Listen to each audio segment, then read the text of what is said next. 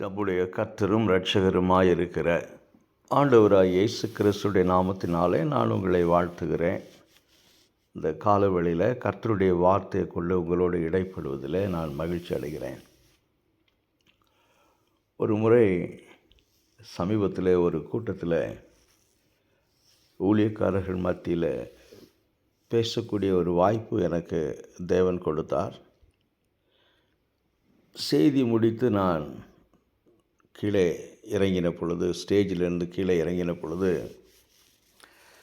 ஒரு மூத்த ஊழியக்காரர் என்னை அருகிலே அழைத்து என்னோடு சில காரியங்களை பகிர்ந்து கொள்ள ஆரம்பித்தார். சில ஆலோசனைகளை சொன்னார், சில பாராட்டுக்களை தெரிவித்தார்.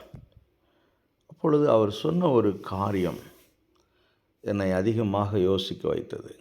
என்னவென்று சொன்னால், இன்றைக்கு இருக்கிற உலக மக்கள் மாத்திரமல்ல, விசுவாசிகளும் கூட ஒரு விதமான மாயையான உலகத்திலே வாழுகிறார்கள் அல்லது வாழ விரும்புகிறார்கள் என்று சொல்லிவிட்டு அவர் சொன்ன காரியம், கற்பனை உலகத்திலே சிறகடித்து பறக்க இன்றைக்கு இருக்கக்கூடிய உலகமும் விரும்புகிறது, அதில் இருக்கக்கூடிய விசுவாசிகளாகிய நாமும் விரும்புகிறோம். ஆனால் இவைகளை தாண்டி இந்த பூமியிலே நாம் வாழுகிற பொழுது நமக்கு பலவிதமான அனுபவங்கள் கடந்து வரும். அந்த அனுபவங்களுக்குள்ளாக ஒரு விசுவாசி கடந்து போகிற பொழுது அவன் என்ன செய்ய வேண்டும், என்ன யோசிக்க வேண்டும், எப்படி நடந்து கொள்ள வேண்டும் என்பதை உணராமல் இருக்கிறார்கள். அதற்கான விதத்தில் விசுவாசிகளை ஆயத்தப்படுத்துவதிலும் சபை இன்றைக்கு தவறி இருக்கிறது என்று சொல்லி அவர் என்னிடத்தில் சொன்னார். அவர் மூத்த ஊழியக்காரர், வயதில் மிகவும் முதிர்ந்தவராக இருந்தார். அவருடைய வார்த்தை என்னை அதிகமாக யோசிக்க வைத்தது. எனக்கு அருமையான தேவனுடைய பிள்ளைங்களே, வாழ்க்கையின் யதார்த்தம் என்று ஒரு உண்மையை நாம் அறிந்து கொள்ள வேண்டும். வாழ்க்கையின் யதார்த்தம் என்றால் என்ன? இந்த பூமியில் ஒரு மனிதன் வாழும் பொழுது அவன் சந்திக்கின்ற பலவிதமான அனுபவங்கள், அவன் கடந்து போகின்ற பலவிதமான வாழ்க்கையின் அனுபவங்கள், இதில் அநேக நேரத்தில் பெரும்பாலானவர்கள் விரும்புகிற காரியம் என்னவென்றால், அவர்களுக்கு விருப்பமான அனுபவங்கள் மாத்திரமே கடந்து வர வேண்டும், அல்லது அவர்களுக்கு விருப்பமான அனுபவங்களை மாத்திரமே அவர்கள் ஞாபகத்தில் வைத்து கொள்ளுகிறார்கள். அதிலே வரக்கூடிய கசப்பான அனுபவங்களை அவர்கள் மறந்துவிட விரும்புகிறார்கள். ஏனென்றால் உலகமே சொல்லுகிறது, தீமையான காரியங்களை மறந்து விடுங்கள், கசப்பான காரியங்களை மறந்து விடுங்கள் என்று சொல்லி. ஒரு புறத்திலே அது உண்மையாக இருந்தாலும் கூட, இந்த கசப்பான அனுபவங்கள், கசப்பான நினைவுகள் அல்லது நமக்கு பிரியமில்லாத அனுபவங்கள் கூட நம்முடைய வாழ்க்கையில் ஒரு நோக்கத்திற்காக கடந்து வருகிறது. எனவே இந்த பூமியில் நாம் வாழுகிற பொழுது, ஒருவேளை உலக மக்களுக்கு மாத்திரம்தான் இந்த விதமான அனுபவங்கள் கடந்து வரும் என்று சொல்லி ஒரு தேவனுடைய பிள்ளைகள் நினைப்பார்களே என்றால் அது மிகவும் தவறான காரியம். இந்த பூமியிலே நாம் வாழுகிற பொழுது உலக மக்களுக்கு ஏற்படுகிற எல்லா அனுபவங்களும் நாம் தேவனுடைய பிள்ளைகளாக இருந்தாலும் நம்முடைய வாழ்க்கையிலும் அவைகள் கடந்து வருவதற்கான வாய்ப்புகள் உண்டு.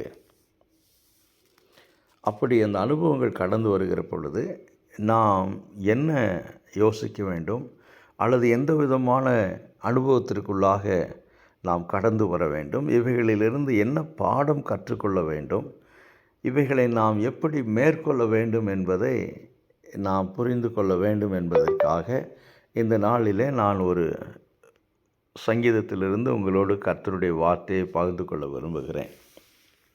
இந்த மூத்த ஊழியக்காரர் என்னோடு பேசின அந்த நாளிலே நான் இந்த சங்கீதத்தை வாசித்திருந்தேன்.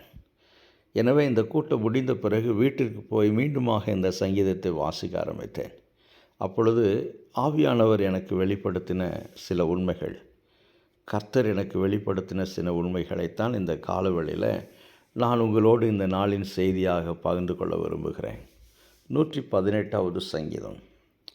இந்த 118வது சங்கீதம் யார் பாடினது என்று சொல்லி நமக்கு யார் எழுதினது என்று சொல்லி நமக்கு சொல்லப்படவில்லை. ஒருவேளை நீங்கள் 111வது சங்கீதத்திலிருந்து பார்க்கிற பொழுது இந்த சங்கீதத்திற்கு தலைப்புகள் எதுவுமே கொடுக்கப்படவில்லை. யார் எழுதினது என்று சொல்லி 11, 12, 13, 14, 15, 16 இப்படி தொடர்ச்சியாய் பார்க்கிற பொழுது இந்த சங்கீதம் யார் எழுதினது என்று சொல்லி நமக்கு சொல்லப்படவில்லை. ஆனால் இதில் இருக்கக்கூடிய சத்துவங்கள், அதாவது நான் சொன்ன இந்த சங்கீதங்களை தொடர்ந்து வாசித்து நீங்கள் பார்க்கிற பொழுது அந்த சங்கீதத்திலே இருக்கக்கூடிய வார்த்தைகள் ஒரு காரியத்தை நமக்கு வெளிப்படுத்துகிறது. இந்த சங்கீதக்காரன் தேவ மனிதன், தேவனோடு நடந்த அனுபவத்தில் இருக்கக்கூடிய ஒரு மனிதன், வாழ்க்கையின் பல அனுபவங்களுக்குள்ளாக கடந்து போன மனிதன். ஆகவே தன்னுடைய அனுபவத்திலிருந்து வாழ்க்கை என்றால் என்ன, வாழ்க்கையின் யதார்த்தம் என்ன என்று சொல்லி நாம் இந்த பூமியிலே வாழுகிற பொழுது புரிந்து கொள்ள வேண்டும் என்று சொல்லி தன்னுடைய அனுபவத்திலிருந்து பேசுகிறான். இதில் 3 காரியங்களை நான் பார்க்கிறேன்.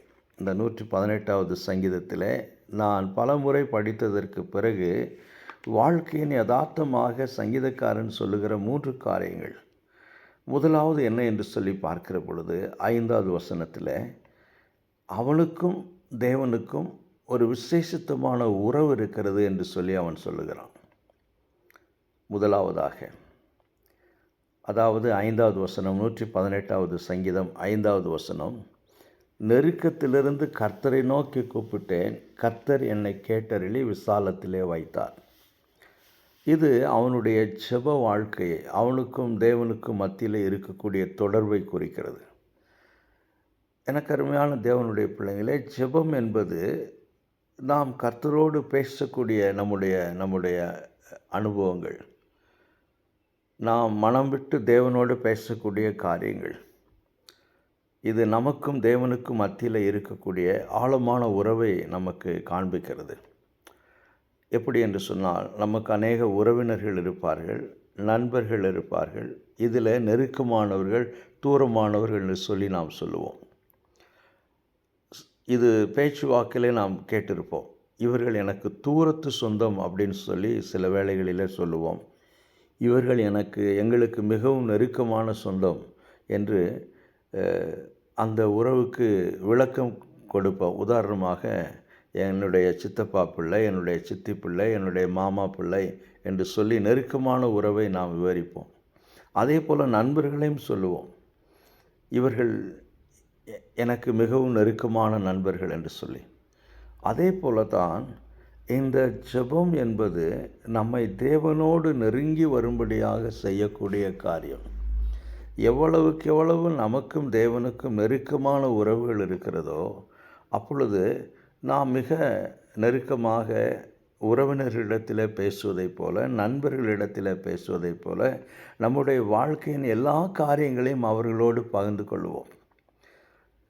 உதாரணமாக, நமக்கு இருக்கக்கூடிய கஷ்டங்கள், நமது வாழ்க்கை போராட்டங்கள், நமக்கு இருக்கக்கூடிய கண்ணீரின் அனுபவம், கசப்பான அனுபவங்கள், இவைகள் எல்லாவற்றையும் எல்லாரோடும் நாம் பகிர்ந்து கொள்ள மாட்டோம். நமக்கு நெருக்கமான உறவுகள் மத்தியில், நண்பர்கள் மத்தியில் தான் நாம் பகிர்ந்து கொள்வோம். அதே போல தான் எந்த அளவுக்கு தேவனுக்கும் நமக்கும் உறவு இருக்கிறதோ அந்த அளவுக்கு நாம் தேவனோடு மனம் விட்டு தொடர்ந்து நெருக்கமாக நீண்ட நேரமாக நம்முடைய வாழ்க்கையின் எல்லா காரியங்களையும் அவரிடத்திலே சொல்லுவோம். நேற்று ஒரு தேவ மனுஷனுடைய செய்தியை கேட்டேன். அவர் சொன்ன முதலாவது காரியம், தேவனே நம்முடைய வாழ்க்கையின் அஸ்திபாரமாக இருக்கிறார் அப்படி என்று சொன்னார். அப்படி என்று சொன்னால் நம்முடைய வாழ்க்கை அஸ்திபாரத்தின் மீது, அந்த அஸ்திபாரத்தின் மீது தான் கட்டப்பட வேண்டும். இன்றைக்கு அநேக இடங்களிலே உறவுகள் உடைந்து கிடக்கிறது. மனித சமுதாயம் சமாதானம் இல்லாமல், சந்தோஷம் இல்லாமல், விடுதலை இல்லாமல், ஒரு மனமகிழ்ச்சி இல்லாமல், ஒருவேளை வெளித்தோற்றத்திலே பார்ப்பதற்கு சந்தோஷமாக இருப்பதை போல தெரிந்தாலும் இன்றைக்கு அநேக உறவுகள் உடைந்து கிடக்கிறது.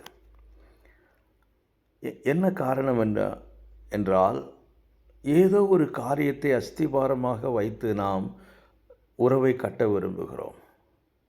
அது நிலைத்திராது. அதே போல் உலக வாழ்க்கையில் இந்த பூமியில் ஒரு தேவனுடைய பிள்ளை வாழுகிற பொழுது அவன் தேவன் மீது அவனுக்கு இருக்கக்கூடிய அந்த நம்பிக்கை, விசுவாசத்தின் மீது அஸ்திவாரம் வாழ்க்கை போடப்பட வேண்டும். அப்பொழுது தான் அந்த விசுவாச வாழ்க்கை ஸ்திரமாக இருக்கும். அதே போல் தேவனுக்கும் நமக்கும் இருக்கக்கூடிய உறவு ஸ்திரமாக இருக்கும் என்றால், மிக நெருக்கமாக இருக்கும் என்றால், அந்த அந்த உறவில் நாம் தைரியமாக நம்முடைய காரியங்களை கர்த்தரிடத்திலே சொல்லலாம். இந்த இந்த மனுஷன் நெருங்கிய உறவு தேவனுக்கும் அவனுக்கும் இருந்திருக்க வேண்டும். அவன் தேவனோடு மிகவும் நெருக்கமான ஐக்கியத்தை உடையவனாக, உறவை உடையவனாக இருந்திருக்க வேண்டும். எனவே தான் எனக்கு உண்டான நெருக்கத்திலே கர்த்தரை நோக்கி கூப்பிட்டேன், கர்த்தர் என்னை கேட்டருளி விசாலத்திலே வைத்தார். முதலாவதாக தேவனுக்கும் அவனுக்கும் ஒரு நல்ல உறவு இருப்பதை அவன் சொல்லுகிறான். பின்பு 6வது வசனத்தில், கர்த்தர் என் பட்சத்தில் இருக்கிறார், நான் பயப்படேன், மனுஷன் எனக்கு என்ன செய்வான். இது அவனுக்குள்ளாக இருக்கக்கூடிய நம்பிக்கை வெளிப்படுத்துகிறது. இந்த நம்பிக்கை எதன் அடிப்படையில் என்று சொல்லி பார்ப்போம் என்றால், கர்த்தருடைய பிரசன்னம் அவனோடு இருக்கிறது. முதலாவதாக தேவனுக்கும் அவனுக்கும் நல்ல உறவு இருந்தது. அந்த உறவு என்ன செய்கிறது என்று சொல்லி பார்க்கிற பொழுது, அவனுக்கு தேவனுடைய பிரசன்னத்தை அவனுடைய வாழ்க்கையிலே கொண்டு வருகிறது. எனக்கு அருமையான தேவனுடைய பிள்ளைங்களே, தேவனுக்கும் நமக்கும் உறவு என்பது மிக அவசியமான காரியம். அதுதான் அஸ்திவாரம். அந்த அஸ்திவாரத்தின் மீது நாம் கட்டுகிற பொழுது பின்பு அநேக விதமான ஆசீர்வாதங்கள் உண்டு, அநேக விதமான ஸ்லாக்கியங்கள் உண்டு. அந்த ஸ்லாக்கியத்தின் ஒன்றாகத்தான் இந்த 6வது வசனத்தில் கர்த்தர் என் பட்சத்தில் இருக்கிறார். அப்படி என்று சொன்னால், கர்த்தருடைய பிரசன்னம் என்னுடைய வாழ்க்கையில் இருக்கிறது, தேவனுடைய பிரசன்னம் என்னுடைய வாழ்க்கையில் இருக்கிறது என்று சொல்லி சங்கீதக்காரர் சொல்லுகிறான். ஆக முதலாவதாக அவனுக்கும் தேவனுக்கும் ஒரு விசேஷித்தமான உறவு இருக்கிறது. அந்த உறவு நிமித்தமாக தொடர்பு இருக்கிறது. அவன் தொடர்ந்து தன்னுடைய காரியங்களை கர்த்தரிடத்திலே சொல்லி கொண்டிருக்கிறான், பேசி கொண்டிருக்கிறான், வெளிப்படுத்தி கொண்டிருக்கிறான் என்று சொல்லி பார்க்கிறோம். இரண்டாவதாக அவனுக்கும் தேவனுக்கும் மத்தியில் தேவனுடைய பிரசன்னம் இருக்கிறது. அந்த பிரசன்னத்தின் நிமித்தமாக அவன் தனக்குள்ளாக இருக்கக்கூடிய நம்பிக்கையை அவன் சொல்வதை நான் பார்க்கிறேன். மூன்றாவதாய் பார்க்கிற பொழுது இந்த சங்கீதத்தில் 22வது வசனத்திலிருந்து 26வது வசனம் வரைக்குமாக, வீடு கட்டுகிறவர்கள் ஆகாதென்று தள்ளின கல்லே மூளைக்கு தலைக்கல்லாயிற்று, அது கர்த்தராலே ஆயிற்று, அது நம்முடைய கண்களுக்கு ஆச்சரியமாக இருக்கிறது. இது கர்த்தர் உண்டு பண்ணின நாள், இதில் களி கூர்ந்து மகிழ கடவோம். கர்த்தாவே ரட்சியும், கர்த்தாவே காரியத்தை வாய்க்க பண்ணும். கர்த்தருடைய நாமத்தினாலே வருகிறவர் ஸ்தோத்திரிக்கப்பட்டவர். கர்த்தருடைய ஆலயத்திலிருந்து உங்களை ஆசீர்வதிக்கிறோம். சரி, இன்னொரு காரியத்தை நான் உங்களுக்கு சொல்ல விரும்புகிறேன். நான் சங்கீதத்தை ஒவ்வொரு நாளும் என்னுடைய காலை தியானத்திற்காக நான் படிக்கிற மனிதன். ஒவ்வொரு நாளும் சங்கீதத்தை ருசித்து சில வேளைகளில் ஆராய்ச்சி செய்து, இது யார் பாடின சங்கீதமாக இருக்க வேண்டும், எந்த காலகட்டத்தில் அவன் பாடியிருக்க வேண்டும், அந்த காலகட்டத்தில் அந்த தேவ மனுஷனுடைய அனுபவம் என்னவாக இருக்கிறது என்று சொல்லி என்னுடைய கற்பனையை திறனினாலே நான் அந்த காலகட்டத்திற்கு போய் யோசித்து பார்ப்பதுண்டு. அப்படி நான் யோசிக்கிற பொழுது இந்த 118வது சங்கீதம் சற்று விசேஷித்தமான சங்கீதம், மற்ற சங்கீதத்தை காட்டிலும். எப்படி என்று சொன்னார், இந்த 22வது வசனத்திலிருந்து 26வது வசனம் வரைக்கும் சொல்லப்பட்டிருக்கிற காரியங்கள் புதிய ஏற்பாட்டில் இயேசு கிறிஸ்துவுக்கு சம்பந்தப்பட்ட காரியம்.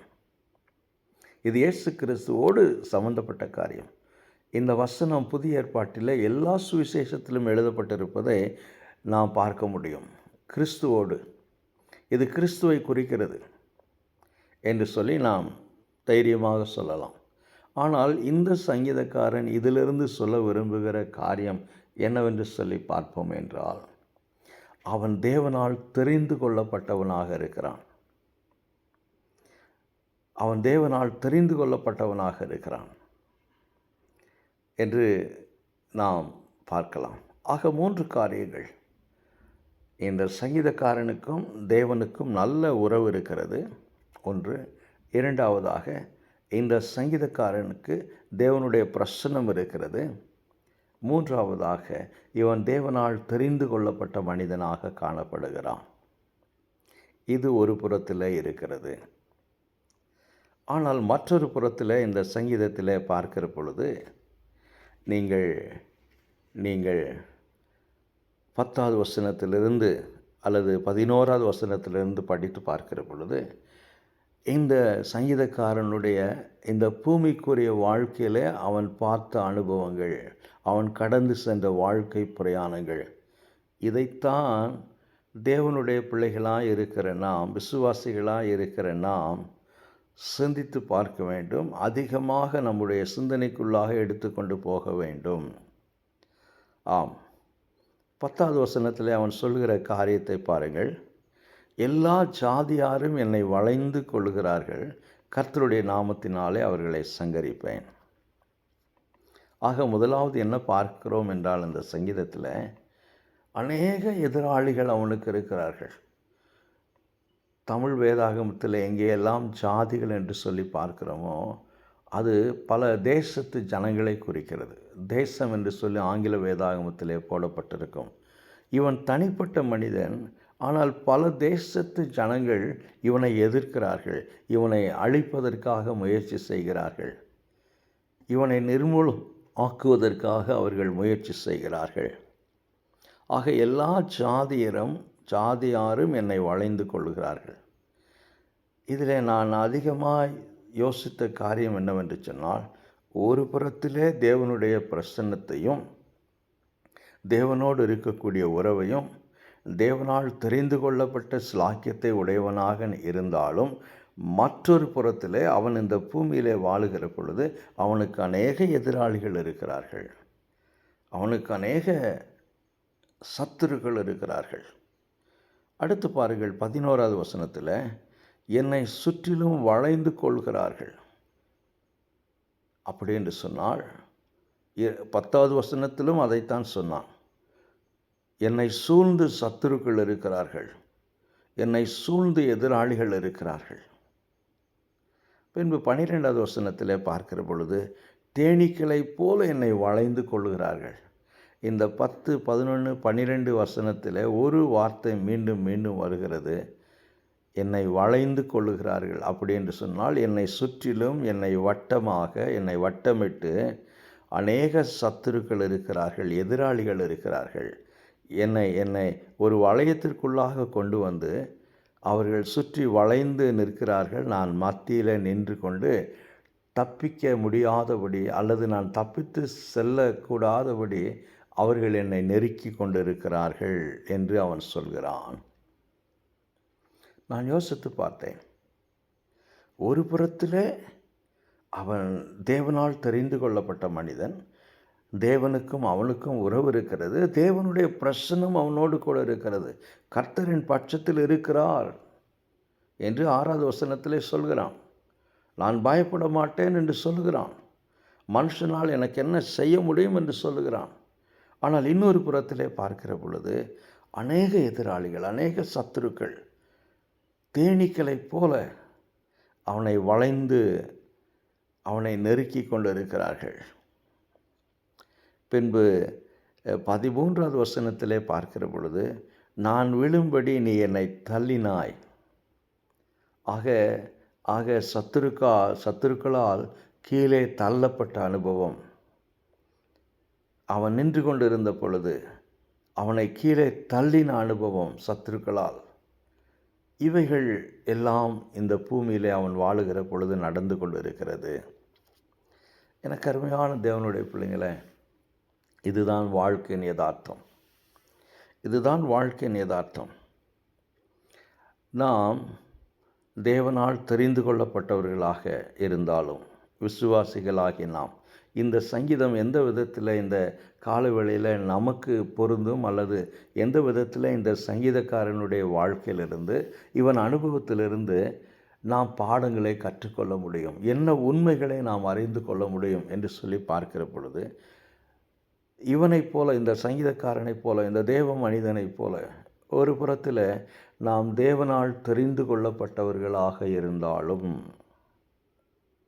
தேவனுக்கும் நமக்கும் நல்ல உறவு இருந்தாலும், நாம் அனுதினமும் ஜெபிக்கக்கூடியவர்களாக இருந்தாலும், நம்முடைய ஜெபத்தை தேவன் கேட்கக்கூடியவராக இருந்தாலும், கர்த்தருடைய பிரசன்னம் நம்மோடு இருந்தாலும், கர்த்தருடைய பிரசன்னம் நம்மை வழிநடத்தினாலும், கர்த்தருடைய பிரசன்னத்துக்குள்ளாக நாம் இருந்தாலும், கர்த்தருடைய பிரசன்னத்தினால் நாம் நடத்தப்பட்டு கொண்டு இருந்தாலும், இந்த பூமியிலே வாழுகிற பொழுது இந்த சங்கீதக்காரனுடைய அனுபவம், சத்துருக்களின் அனுபவம், எதிராளிகளின் அனுபவம், கீழே தள்ளப்பட்ட அனுபவம் எல்லாம் நம்முடைய வாழ்க்கையில் கடந்து வருவதற்கான வாய்ப்புகள் உண்டு.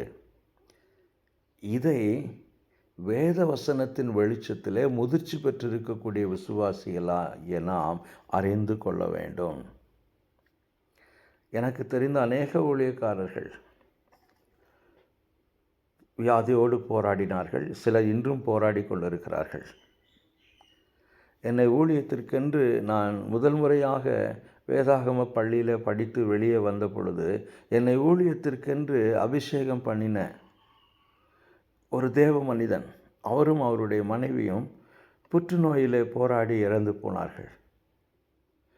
நல்ல தேவ மனிதன், நல்ல தேவ மனுஷி, அவர்கள் புற்றுநோயிலே போராடி இறந்து போனார்கள். நான் வேதாகம பள்ளியில் படித்த பொழுது எனக்கு அநேக வாத்தியார்கள் இருந்தார்கள், டீச்சர்ஸ் இருந்தார்கள். அதில் ஒரு தேவ மனுஷன், நம்முடைய தமிழ்நாட்டை சேர்ந்தவர், புற்றுநோயில் இறந்து போனார். அவர் கடைசியாக நான் பார்க்கிற பொழுது ஒரு ஒரு கூட்டத்திற்காக, மீட்டிங்காக அழைப்பு கொடுக்கும்படியாக என்னுடைய ஸ்தாபனத்தின் மூலமாக அந்த இன்விடேஷன் கார்டை எடுத்துக்கொண்டு அவருடைய வீட்டிற்கு போகிறேன். அவர் இறந்து இப்பொழுது சில ஆண்டுகள் கடந்து போயிற்று. ஆனால் இப்பொழுதும் நான் பார்த்த அந்த காட்சி என்னுடைய கண்களுக்கு முன்பாக இருக்கிறது. ஏனென்று சொன்னால் அதுதான் கடைசியாக நான் அவரை பார்த்தது. அப்படி நான் கொடுப்பதற்காக போகிற பொழுது அவர் நல்ல உயரம், நல்ல திடகாத்திரமான மனிதன். நான் அந்த கார்டை கொடுப்பதற்கு, அந்த அழைப்புதலை கொடுப்பதற்கு அவருடைய வீட்டிற்கு போன பொழுது எங்கோ வெளியே போவதற்காக அவர் வீட்டை விட்டு வெளியே வருகிறார். மிக நேர்த்தியாக ஆடை அணிந்து மிக கம்பீரமாக தன்னுடைய காரை போய் அவர் திறக்கிறார். நான் போகிறேன். போன உடனே என்னை பார்த்து சிரித்த முகத்துடனே, தம்பி வாங்க வாங்க வாங்க, என்ன இவ்வளோ தூரம் வந்திருக்கிறீங்க அப்படின்னு என்னை அழைத்தார். பக்கத்தில் போய் கொஞ்சம் நேரம் நின்று பேசினேன். அதுதான் கடைசியாக நான் அவரை பார்த்தது. நல்ல தேவ மனுஷன், வேதத்தில் நல்ல ஞானமுள்ள மனிதன், ஒரு சபையை தலைமை தாங்கி நடத்தின ஒரு ஊழியர். நான் ஆரம்ப காலத்தில் வேதாகம பள்ளியில் படித்த பொழுது எனக்கு ஒரு சப்ஜெக்ட் எடுத்தவர், எனக்கு ஒரு பாடம் போதித்தவர். கடைசியாக நான் பார்த்தது அதுதான். அதற்கப்புறமாக அவர் சென்னைக்கு போனார். அங்கே போன இடத்துல திடீரென்று அவருக்கு புற்றுநோய் இருக்கிறது என்று சொல்லி கண்டுபிடிக்கப்பட்டது. 3 அல்லது 4 மாதத்திற்குள்ளாக அவர் இறந்து போனார் என்று சொல்லி கேள்விப்பட்டேன். அதற்கப்புறமா நான் அவரை பார்க்கவே இல்லை. எத்தனை தேவ பிள்ளைகள் இந்த பூமியில் வியாதியோடு போராடினார்கள், வியாதியிலே மரித்து போனார்கள். இன்னும் அநேகர் போராடி கொண்டிருக்கிறார்கள். பலவிதமான பிரச்சனைகளோடு போராடி கொண்டிருக்கிறார்கள். பலவிதமான நிந்தையோடு, அவமானத்தோடு இந்த பூமியிலே தொடர்ந்து போராடி கொண்டிருக்கிறார்கள். இதை யோசிக்கிற பொழுது நாம் அறிந்து கொள்ள வேண்டிய காரியம், நாம் உணர்ந்து கொள்ள வேண்டிய காரியம் என்னவென்று சொல்லி பார்ப்போம் என்றால், இந்த சங்கீதக்காரன் மூலமாக நமக்கு தேவ ஆவியானவர் சொல்ல விரும்புகிற காரியம் என்னவென்றால், நமக்கும் தேவனுக்கும் விசேஷித்தமான உறவு இருந்தாலும் கூட இந்த பூமியில் எல்லா மனிதர்களுக்கும் ஏற்படக்கூடிய கசப்பான அனுபவங்கள், வேதனையான அனுபவங்கள், கீழே தள்ளப்பட்ட அனுபவம், எதிராளிகளால் சூழப்பட்ட அனுபவம் நம்முடைய வாழ்க்கையிலும் கடந்து வரலாம். தேனீக்களை போல என்னை வளைந்து கொள்ளுகிறார்கள் என்று சொல்லுகிறானே, அப்படி என்று சொன்னால் அது அதிகமான எதிராளிகளை காண்பிக்கிறது, அதிகமான பிரச்சனையை காண்பிக்கிறது. ஒருவேளை இந்த தேனீக்களால் சூழப்பட்ட அனுபவம் உங்கள் வாழ்க்கையில் இருக்கும் என்றால் 2 காரியம். அந்த தேனீக்கள் உங்களை சுற்றிலுமாய் வளைந்து கொள்ளுகிற பொழுது அது ஒரு விதமான சத்தமிடும். நம்மை தாக்குவதற்கு முன்பு, நம்மை கடிப்பதற்கு முன்பு, நம்மை கொட்டுவதற்கு முன்பு அது ஒரு விதமான சத்தமிடும், எல்லா தேனீக்களும் சேர்ந்து. நான் கிராமத்தின் பின்னணியிலிருந்து வந்தபடியினாலே அநேக நேரத்தில் இந்த அனுபவம் எனக்கு இருக்கிறது. அது ஒரு விதமான பயத்தை கொடுக்கும். ஒருவேளை இந்த கால வேளையில் இந்த சங்கீதக்காரனைப் போல ஒரு புறத்திலே நான் தேவனால் தெரிந்து கொள்ளப்பட்ட மனிதனே, மனுஷியே, எனக்கும் தேவனுக்கும் உறவு இருக்கிறதே, நான் ஒவ்வொரு நாளும் செபிக்கிறேனே, அநேக இடங்களில் அநேக காரியங்களிலே கர்த்தரினுடைய வார்த்தையை கேட்கிறாரே, அநேக நேரங்களிலே நான் விடுதலை பெறுகிறேனே, தேவ பிரசன்னம் என்னோடு இருப்பதை நான் உணர்கிறேனே, ஆனாலும் இந்த அனுபவத்தோடு நான் கடந்து போய் கொண்டிருக்கிறேனே என்ற ஒரு உணர்வோடு, பயத்தோடு, ஒரு கவலையோடு, ஒரு விதமான மனக்கலக்கத்தோடு அல்லது அவமானத்தோடு, தோல்வியோடு இருந்து கொண்டிருப்போம் என்றால், இந்த சங்கீதம் நமக்கு சொல்ல விரும்புகிற முதலாவது காரியம், இந்த பூமியில் எல்லா மனிதர்களுக்கும் ஏற்படக்கூடிய பொதுவான காரியங்கள் நமக்கும் ஏற்படும் ஒன்று. இரண்டாவதாக ஆங்கிலத்தில் சொல்ல வேண்டுமென்றால், the relationship with God does not ruled out or exemption from common problem of this world. ஒன்று. இரண்டாவதாய் பார்க்கிற பொழுது, தேவனுடைய பிரசன்னம் நம்மோடு கூட இருந்தாலும் கூட எதிராளிகள், சத்துருக்கள் நம்முடைய வாழ்க்கையில் கடந்து வர மாட்டார்கள். அவமானமான அனுபவங்கள் நம்முடைய பாழ்க்கையில் கடந்து வராது என்று நாம் கருதக்கூடாது. அந்த கற்பனை உலகத்திலே நாம் வாழக்கூடாது. நீங்கள் வேதாகமத்தை எடுத்து பாருங்கள். யாரெல்லாம் தேவனுக்கு மிகவும் நெருக்கமாக இருந்தார்களோ, தேவனால் தெரிந்து கொள்ளப்பட்டவர்களாக இருந்தார்களோ, தேவனால் பயன்படுத்தப்பட்டவர்களாக இருந்தார்களோ, அவர்கள் எல்லாருடைய வாழ்க்கையிலும் கசப்பான அனுபவங்கள், வேதனையான அனுபவங்கள், அவமானமான அனுபவங்கள், கீழே தள்ளப்பட்ட அனுபவங்கள், ஏன் சத்துருக்களால் மிதிக்கப்பட்ட அனுபவங்கள், அவமானப்படுத்தப்பட்ட அனுபவங்கள் அவர்கள் வாழ்க்கையில் இருப்பதை நாம் பார்க்க முடியும். எனக்கு அருமையான தேவனுடைய பிள்ளைங்களே, சங்கீதக்காரன் தாவீது இந்த சங்கீதத்தில் 73 சங்கீதத்தை பாடின மனிதன், தனி மனிதனாக அவனுடைய சங்கீதம் 73 இருக்கிறது. அந்த தாவீதனுடைய வாழ்க்கை பாருங்கள். அவன் தேவனால் அபிஷேகம் பண்ணப்பட்டு தெரிந்து கொள்ளப்பட்ட நாளிலிருந்து சவுல் தாவீதை துரத்த ஆரம்பித்தான். வனாந்தரத்தில் தாவீதே ஒரு நேரத்திலே சொல்வதை பார்க்கிறோம். ஒரு நாயை, செத்த நாயை துரத்துவதைப் போல ஒரு ராஜா என்னை துரத்துகிறாயே என்று சொல்லி. அப்போ எந்த அளவுக்கு அவனுடைய மனசு சோர்ந்து போயிருக்க வேண்டும், எந்த அளவுக்கு அவன் வேதனையோடு இருந்திருக்க வேண்டும், கசப்போடு இருந்திருக்க வேண்டும். யோசித்து பாருங்கள். யாரெல்லாம் தேவனால் தெரிந்து கொள்ளப்பட்டவர்களாக இருந்தார்களோ, தேவனுடைய பிரசன்னம் அவர்களோடு இருந்ததோ, இந்த பூமியிலே வாழுகிற பொழுது இந்த அனுபவங்களுக்குள்ளாக அவர்கள் கடந்து போனார்கள். 2. மூன்றாவதாக, நாம் தேவனால் தெரிந்து கொள்ளப்பட்டவர்களாக இருந்தாலும் இந்த உலகம் நம்மை அடையாளம் கண்டுகொள்ள வேண்டும், அங்கீகாரம் கண்டுகொள்ள வேண்டும், நம்மை ஏற்றுக்கொள்ள வேண்டும், நம்மை கனப்படுத்த வேண்டும், நம்மை மதிக்க வேண்டும் என்ற எதிர்பார்ப்பு ஒரு முதிர்ச்சியடைந்த விசுவாசியினுடைய வாழ்க்கையில், ஒரு தேவனுடைய பிள்ளையினுடைய வாழ்க்கையில் இருக்கக்கூடாது. அதுதான் இந்த 22வது வசனத்தில், 18வது சங்கீதம் 22வது வசனத்தில், வீடு கட்டுகிறவர்கள் ஆகாதென்று தள்ளின கல்லே மூளைக்கு தலைக்கல்லாயிற்று, அது கர்த்தராலே ஆயிற்று, அது நம்முடைய கண்களுக்கு ஆச்சரியமாக இருக்கிறது. இது கிறிஸ்துவை குறிக்கிறது. ஓகே, இந்த இடத்துல சங்கீதக்காரன் இருக்கிறான். இந்த சங்கீதத்தை படிக்கிற நாம் இந்த வார்த்தை நமக்கு எந்த விதத்திலே பொருத்தமாகும் என்று சொல்லி யோசிக்க வேண்டும். இது என்ன நமக்கு சொல்லுகிறது என்று சொன்னால், நாம் தேவனால் தெரிந்து கொள்ளப்பட்டவர்கள், ரட்சிக்கப்பட்ட ஒவ்வொரு விசுவாசியும், ஆண்டவராய் இயேசு கிறிஸ்துவை தங்களுடைய வாழ்க்கையை சொந்த இரட்சகராக ஏற்றுக்கொண்ட ஒவ்வொரு விசுவாசிகளும் நீங்களும் நானும் தேவனால் தெரிந்து கொள்ளப்பட்டவர்கள்.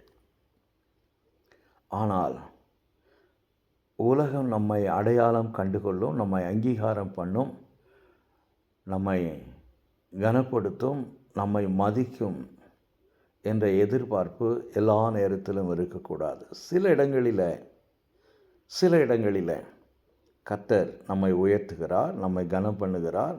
சில இடங்களில் ஜனங்கள் நம்மை அடையாளம் கண்டு கொள்ளுகிறார்கள். ஆனால் உலகம், ஏனென்று சொன்னால் இந்த உலகம் பிசாசானுடைய கையில் இருக்கிறது. இது விழுந்து போன உலகம். இந்த விழுந்து போன உலகத்தில் தேவனுடைய பிள்ளைகள் அடையாளம் காணப்பட வேண்டும், அங்கீகாரம் பண்ணப்பட வேண்டும். என்னை எல்லாரும் கனம் பண்ண வேண்டும், என்னை அங்கீகாரம் பண்ண வேண்டும், எனக்கு முதலிடம் கொடுக்க வேண்டும் என்ற எதிர்பார்ப்போடு இந்த பூமியில் தேவனுடைய பிள்ளைகளாகி நாம் இருக்கக்கூடாது. தேவனால் நாம் தெரிந்து கொள்ளப்பட்டவர்களாக இருந்தாலும் உலகம் நம்மை நிராகரிக்கும். நல்ல உதாரணம் ஆண்டவராய் இயேசு கிறிஸ்து. நம்முடைய ஆண்டவராய் இயேசு கிறிஸ்து தான் இந்த வார்த்தை அவருக்குத்தான் பொருத்தமான வார்த்தை. முதலாவது இது அவரைத்தான் குறிக்கிறது. இந்த வார்த்தையை நாம் சுவிசேஷத்தில் பார்க்கிறோம். பேதுரடிகளார் இந்த வார்த்தையை தன்னுடைய முதலாவது நிருபத்தில் எழுதுவதை நீங்கள் பார்க்க முடியும். கிறிஸ்துவே இந்த ஒரு அனுபவங்களுக்குள்ளாக கடந்து போவார் என்றால் நீங்களும் நானும் எம்மாத்திரம். மூன்றாவது இது சொல்ல விரும்புகிற காரியம், நாம் தேவனால் தெரிந்து கொள்ளப்பட்டவர்களாக இருந்தாலும் இந்த உலகம் நம்மை நிராகரிப்பதற்கான அல்லது இந்த உலகத்திற்குள்ளாக நிராகரிக்கப்பட்ட, வெறுத்து ஒதுக்கப்பட்ட, தள்ளப்பட்ட ஒரு அனுபவத்துக்குள்ளாக நாம் கடந்து போவதற்கான வாய்ப்புகள் உண்டு. though we are chosen by God, do not give guarantee that the world will recognize. உலகம் நம்மளை அடையாளம் கண்டுகொள்ளும் என்ற உத்தரவாதம் கிடையாது. இந்த உலகம் நம்மை உயர்த்தி தலையிலே வைத்து கொண்டாடும் என்ற உத்தரவாதம் கிடையாது. இதை தேவனுடைய பிள்ளைகள் புரிந்து கொள்ள வேண்டும். இந்த 3 காரியங்களை சங்கீதக்காரன் சொல்லுகிறான். இதை படித்து நான் முடிக்கிற பொழுது என்னுடைய மனதிலே வந்த காரியம், தேவனுக்கும் நமக்கும் நல்ல உறவு இருந்து என்ன பிரயோஜனம்? ஒவ்வொரு நாளும் நாம் தேவனோடு ஜெபத்திலே தொடர்பு கொண்டு என்ன பிரயோஜனம்? தேவனுடைய பிரசன்னம் என்னோடு கூட இருந்து என்ன பிரயோஜனம்? நான் தேவனால் தெரிந்து கொள்ளப்பட்டவனாக இருந்து அப்போ என்ன பிரயோஜனம் இந்த பூமியிலே வாழுகிற பொழுது என்ற ஒரு அதிருப்தியான ஒரு நிலை இதை கடைசியாக படித்து முடிக்கிற பொழுது எனக்கு வந்தது. மீண்டுமாக படிக்க ஆரம்பித்தேன். அப்பொழுது தான் யோசித்தேன். அப்பொழுது தான் ஆவியானவர் இன்னும் சில உண்மைகளை சொன்னார். என்னவென்று சொன்னால், நாம் இந்த பூமியிலே வாழுகிற பொழுது ஒரு புறத்திலே தேவனுக்கு நமக்கு உறவு இருக்கிறது. அதே நேரத்தில் உலக பிரகாரமான எல்லா கசப்பான அனுபவங்களுக்குள்ளாக நாம் கடந்து போகிறோம். சரி, இங்கே தொடர்ந்து நீங்கள் திரும்ப 9வது அல்லது 10வது வசனத்திலிருந்து வாசித்து பாருங்கள். எல்லா ஜாதியரும் என்னை வளைந்து கொள்கிறார்கள், கர்த்தருடைய நாமத்தினாலே அவர்களை சங்கரிப்பேன். என்னை சுற்றிலும் வளைந்து கொள்கிறார்கள், கர்த்தருடைய நாமத்தினாலே அவர்களை சங்கரிப்பேன். தேனீக்களைப் போல என்னை வளைந்து கொள்கிறார்கள், கர்த்தருடைய நாமத்தினாலே அவர்களை சங்கரிப்பேன். கர்த்தர் என் பலன், என் கீதம், என் ரட்சிப்பு, எனக்கு உதவி செய்கிறவர். ஆக சங்கீதக்காரன் இந்த சங்கீதத்திலே என்ன இன்னொரு அனுபவத்தை நமக்கு என்ன சொல்லுகிறான் என்று சொன்னால், கர்த்தருக்கும் நமக்கும் இருக்கக்கூடிய உறவு இந்த பூமியிலே நாம் சந்திக்கிற கசப்பான அனுபவங்களை கடந்து போவதற்கு உதவி செய்கிறது, மேற்கொள்வதற்கு உதவி செய்கிறது. கர்த்தருடைய பிரசன்னம் நம்மோடு கூட இருக்கிற பொழுது நாம் கீழே தள்ளப்பட்ட அனுபவத்தோடு இருப்போம் என்றால் அதை கடந்து போவதற்கு, அதை மேற்கொள்வதற்கு கர்த்தருடைய பிரசன்னம் பலன் தருகிறது. நாம் தேவனால் தெரிந்து கொள்ளப்பட்டவர்களாக இருக்கிறபடினாலே உலகம் நம்மை நிராகரித்து என்னை கீழே தள்ளினாலும் கூட நாம் தொடர்ந்து முன்னேறி செல்வதற்கு, எழுந்து நடப்பதற்கு தேவன் நமக்கு பலன் தருகிறார், உதவி செய்கிறார். கர்த்தர் எனக்கு உதவி செய்தார், கர்த்தர் எனக்கு பலனாய் இருக்கிறார், கர்த்தர் எனக்கு இரட்சிப்பாய் இருக்கிறார், அவர் என்னுடைய கீதமாய் இருக்கிறார் என்று சொல்லி அந்த அனுபவம் இதில் புதைந்து கிடப்பதை, முத்துக்களை போல புதைந்து கிடப்பதை நான் பார்க்கிறேன். ஆக எனக்கு அருமையான தேவனுடைய பிள்ளைங்களை, நீங்கள் இந்த சங்கீதக்காரனை போல இந்த அனுபவங்களோடு கடந்து போய் கொண்டு இருப்பீர்கள் என்றால் இந்த காலவெளியில் கர்த்தருடைய வார்த்தை சொல்ல விரும்புகிற காரியம், தொடர்ந்து தேவ பலத்தினாலே நீங்கள் ஜெயிக்க முடியும். கர்த்தர் உங்களுக்கு உதவி செய்வார். கர்த்தர் உங்களுக்காக யுத்தம் செய்வார். கர்த்தருடைய பிரசன்னம் உங்களுக்கு உதவி செய்யும். கர்த்தருக்கும் உங்களுக்கும் இருக்கக்கூடிய உறவு உதவி செய்யும். தேவனால் நீங்கள் தெரிந்து கொள்ளப்பட்டவர்களாக இருக்கிறபடினால அவர் உங்களுக்கு இரட்சிப்பாகவும் பலனாகவும் ஒத்தாசையாகவும் இருப்பார் என்றுதான் இந்த சங்கீதக்காரன் தன்னுடைய அனுபவத்திலிருந்து சொல்லுகிறான். கர்த்தர் இந்த அனுபவத்தை உங்கள் வாழ்க்கையிலும் என்னுடைய வாழ்க்கையிலும் கொடுக்க அவர் ஆயத்தமாக இருக்கிறார். இந்த முதிர்ச்சி, இந்த ஞானம் நம்முடைய வாழ்க்கையில் கடந்து வர வேண்டும். கர்த்ததாமே இந்த வார்த்தை கொண்டு, வசனத்தை கொண்டு நம்மை ஆற்றி தேற்றுவாராக. இந்த வார்த்தையை கேட்கிற நீங்கள் எந்த விதமான அனுபவங்களுக்குள்ளாக கடந்து போய் கொண்டு இருக்கிறீர்கள் என்று சொல்லி எனக்கு தெரியாது. இந்த சங்கீதத்தை வாசித்து பாருங்கள். இது உங்களோடு பேசும். ஆவியானவர் உங்களோடு பேசுவார். உங்களுக்கு தேவையான பலத்தை கொடுப்பார். கர்த்தர் உங்களை ஆசீர்வதிப்பாராக. ஆமென்.